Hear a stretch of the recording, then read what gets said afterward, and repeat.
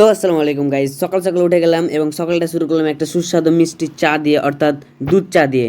বড় cup, but চাটা ছিল ছোট, আর যেখানে ছিল আমার ছোটোবেলার ছবি এবং আমার নাম আখিল আক্তার, পুরো নাম আমার, আর একটা বড়বেলার ছবি।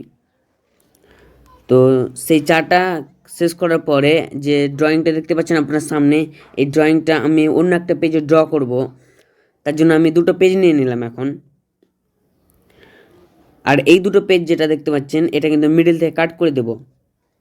আর তারপরে আমি একটা পেজ নিয়ে নিলাম আর পুরো সেটআপটা তৈরি করে দিলাম।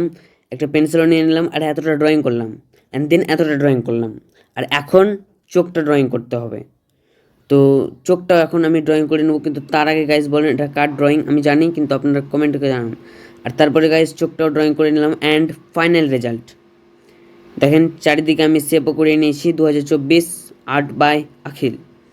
আর তারপরে গাইজ কিছুক্ষণ পরে আমি চলে গেলাম সেলুনে, একটা হেয়ার কাট সেলুনে। আর আমার চুলগুলো অনেক বড় বড় হয়ে গেছিলো, দেখতে পাচ্ছেন কত বড় বড় চুলগুলো হয়েছে। কাল রাত থেকে বসছে না গাইজ, কেন জানি না। তার জন্য এখন চুলটাকে কাটবো।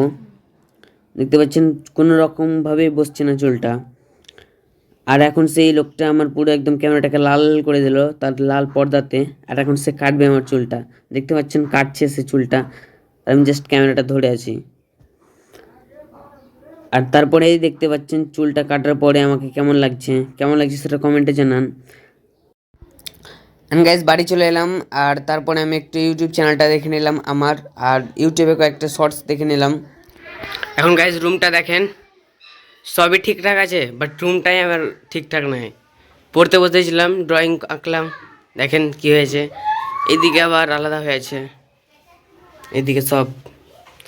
আর এই যে আমার তৈরি করা গোল্ডেন প্লে বাটন, একটু কাছে চলেন, দেখেন আমি এটা নিজে তৈরি করেছি। It's Akhil for passing 10 lakh.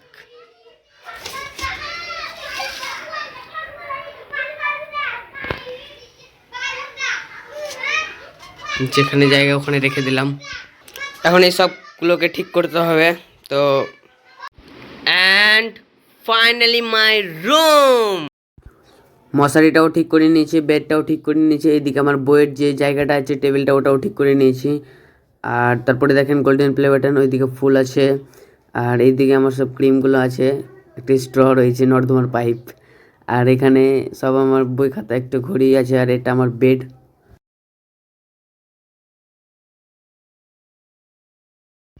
And এই নিচটা যেটা রয়েছে এটাও কিন্তু একদম ক্লিন অ্যান্ড ক্লিয়ার রয়েছে। গেটটা এখন লাগিয়ে দিলাম। তো গাইস, যদি ভিডিও ভালো লাগে তাহলে ফটাফট লাইক কমেন্ট শেয়ার এবং সাবস্ক্রাইব করে দেবেন। আর গাইস নেক্সট ব্লগ যেটা আসবে ওটা কিন্তু পার্ট 2 আসবে, যদি আপনারা কমেন্ট করেন। যদি আপনারা পার্ট 2টা চান তাহলে নেক্সট সানডে কিন্তু আমি আপনাদের জন্য পার্ট 2 দিব। তো বেশি বেশি কমেন্ট করেন। আসসালামু আলাইকুম।